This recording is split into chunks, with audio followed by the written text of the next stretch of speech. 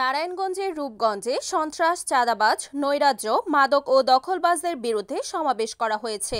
আজ শনিবার ৭ সেপ্টেম্বর উপজেলার রূপসী বাস স্ট্যান্ড এলাকায় তারাবো পৌর বিএনপি অঙ্গ ও সহযোগী সংগঠনের আয়োজনে এই সমাবেশ করা হয়। এদিকে দেখা গিয়েছে বিকাল ৩টা থেকে নেতাকর্মীরা দলে দলে মিছিল নিয়ে ধীরে ধীরে সমাবেশকে জনসমুদ্রে পরিণত করে।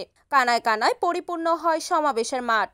তারাবো পৌর বিএনপির সভাপতি তাশিক হক ওসমানের সভাপতিত্বে প্রধান অতিথি হিসেবে উপস্থিত ছিলেন বাংলাদেশ জাতীয়তাবাদী দল বিএনপির নির্বাহী সদস্য মোস্তাফিজুর রহমান ভূঁইয়া দীপু।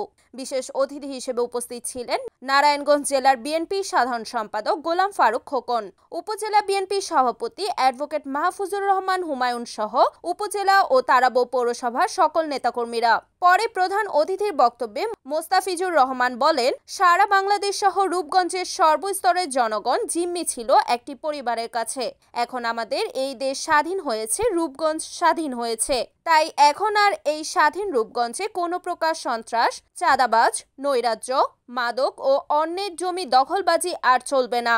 যদি বিএনপির কোনো নেতাকর্মী এসব কাজে লিপ্ত থাকে তাহলে সে যেই হোক না কেন তাকে দল থেকে বহিষ্কার করা সহ তার বিরুদ্ধে আইনি পদক্ষেপ নেওয়া হবে।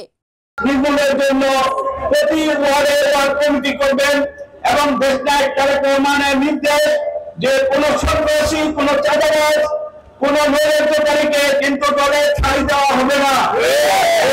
কেউ কোনো দলের পরিচয় ভাঙিয়ে এই ধরনের সন্ত্রাস, নৈরাজ্য এবং চাঁদাবাজি করেন তাদের বিরুদ্ধে আইনি ব্যবস্থা নেওয়া হবে।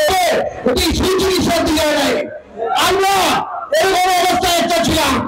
আজকে আমি আপনাদের মাঝে একটা কথা বলতে চাই, রূপগঞ্জের ইনশাআল্লাহ আমরা রূপ ফিরে আনবো।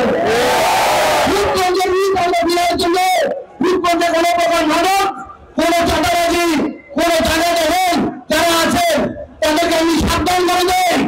আপনারা যদি বেশি কিছু করেন এই সময় রূপগঞ্জের লাখ লাখ লোক আছে, আপনাদের হাত দিয়ে রাখবে না। Report Enamul Haque, NAN TV, Narayanganj.